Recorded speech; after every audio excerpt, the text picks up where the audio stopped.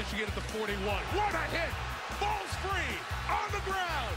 South Carolina deserves to have it. Seth Rollins just curb stomped Randy Orton.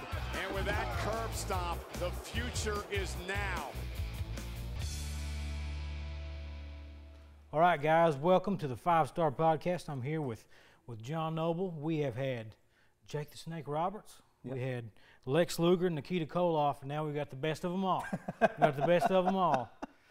John Noble, how's it going, John? Oh, it's going great. Thanks for having me here. Hey, great to have you here, and I understand Thursday you're going to be mixing it up here in town.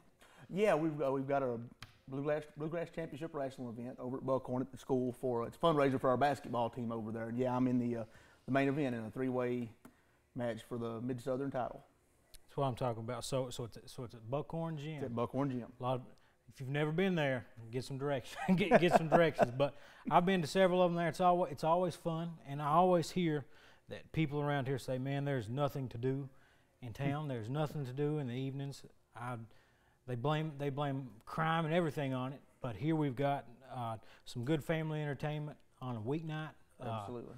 I mean, what's the atmosphere like at these events? Well, you've been to Buckhorn several times, Yep. And if you've been there, you know, on basketball games or wrestling or any kind of event, when you get people in that building, it's insane.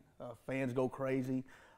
They're behind who they're behind, and they're against who they're against. Specifically in professional wrestling, it's a really great atmosphere. It's a very fan-friendly atmosphere as well.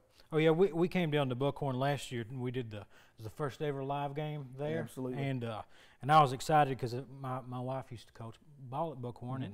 and I knew that specifically that it was going to get really cool when the lights went out and the band. You guys have your own rock band that starts playing. Not joking, guys. It really happens. And you know, we got to capture that live, and it's just something else. These small teams, a lot of, I don't know, with consolidation, you don't see a lot of them anymore. Right. But it seems like when Buckhorn's playing ball, everybody's there. Yeah, absolutely. And the band, it's actually called Down 28. It's two kids, Cody Morgan and Keegan Begley, who graduated last year, and they played all our home games, and they actually play our wrestling events. So the last I talked to them, they planned on being there this Thursday night to play. And I was in London a little while back, and saw you wrestling a little bit, and I noticed every time I'd seen you before, you were always a good guy. But over in London, you were just, you and the crowd were going at it. And but is that something when you go out of town to wrestle, mm-hmm. you kind of have to be the bad guy, and the hometown guys are the good guys? You know, for me personally, when I'm home, you know, you react differently when you know people. Yeah. Than what you do when you don't. Sometimes you go places and, you know, just the situation itself, you just don't mix. And you get in there with a guy that the people are behind. Like I wrestled Menace that night over there, and the people really loved Menace. And I think because they loved him, maybe they weren't quite as fond of me. And they gave it to me, and I kind of gave it back to them. Had a really good time. You know, the match didn't end the way that I wanted it to, obviously. But, you know, I just enjoy getting in there. You know, I'm a big wrestling fan, but with me, I was a big WCW guy growing up, and I always liked the bad guys. Mm-hmm. I always liked the bad guys.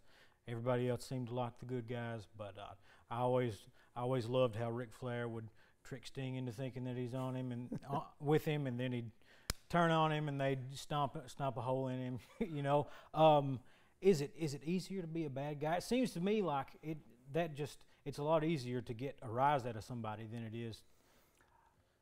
You know, for me, it just depends on, like I said, on the location. You know, obviously, you know, when I'm home, especially wrestling in Buckhorn and Hazard, and the fans are behind me, it's really one of the best feelings that I've ever experienced. And I'm tuned in, and I'm, you know, reacting to the crowd. And then sometimes when I go away from here, like I said, they don't react to me the same way. They may, you know, feel a stronger connection to the guy I'm in the ring with. So you just kind of take that negative energy they feed you, and you still turn that into a positive energy for me. Oh, see, so you like being the good guy?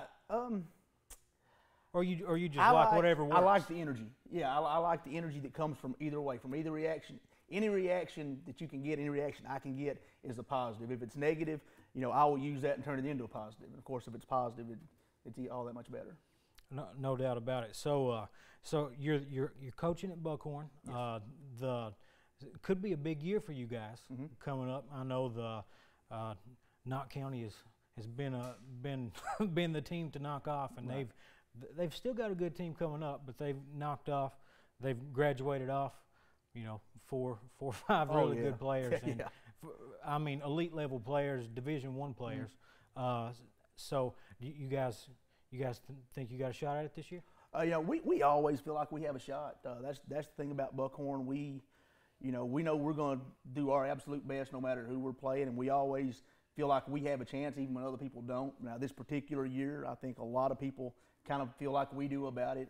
You know, Knott County, the regions at Knott County, you know, they got a great environment up there for a basketball game. And the thing about them, I was telling somebody the other day, you know, they lost 4 great players, but, you know, somebody's had to practice against those guys. Yep. You know, so if you practice against those guys every day for a couple of years, you know, chances are you're going to end up being pretty good. So we expect them to be great, along with Purry. I mean, it's wide open. Purry, Letcher, Leslie. Yeah, and a lot of people, you know, Braxton Beverly moving off to a prep school, that really opens it up. But really, Perry still. I mean, you take Braxton out of the loop, and they've still got people that played against him and guarded him, and they're waiting to step into that. Yeah, we got a good look at them this summer. You know, they're long, they're athletic, they share the ball tremendously well. I think they're going to be a handful. Our district, of course, you know, like I said, Purry and Leslie and Hazard is kind of flying under the radar, and I think they're going to be an excellent team as well. Well, with Al Holland, you just you know he's got yeah, he's a Hall of Fame coach. Yeah, I was I was at Perry Central through while he was there, and I know he's always got something got something cooking, ready to go. Finishing up here, I got one question I want to ask you, and you'll probably no sell me on it. You'll probably no sell me on it. You're a wrestling guy, you're a basketball guy, but if you had to pick one of them, and give up the other, what would you do?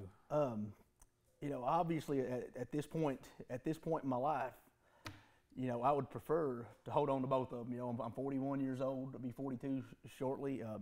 You know, don't know how many years of wrestling I've got left in me. Of course, I've not been on the road steadily for years. You know, basketball coaching is my job. You know, and the people at Buckhorn have allowed me to be there and work hard for them. And, you know, the pro wrestling obviously is something that's more for myself.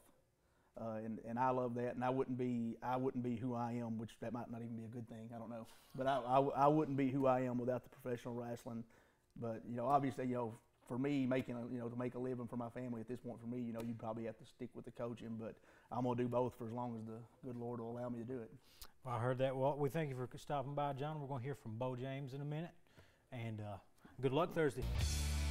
Hey guys, back here with Beau James, wrestling. You said you're from Kingsport, Tennessee? The king of Kingsport, Tennessee. The king of Kingsport, Tennessee. That's what I'm talking about. So tell us a little bit about your history in the wrestling business. Well, I started when I was 14 years old, setting up the ring, selling programs, selling popcorn, whatever I could do to be part of the profession. 15 years old, started in the ring. Here I am, 41 years old, and I've never did anything other than professional wrestling to make a living, feed my family, buy my own house, buy the clothes on my back, and anything else I've ever gotten in this life has come to me through professional wrestling.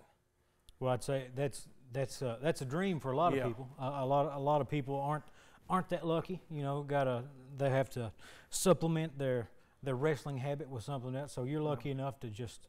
I'm very blessed. That's what I'm talking about. So, and you were in town Thursday night, Buckhorn.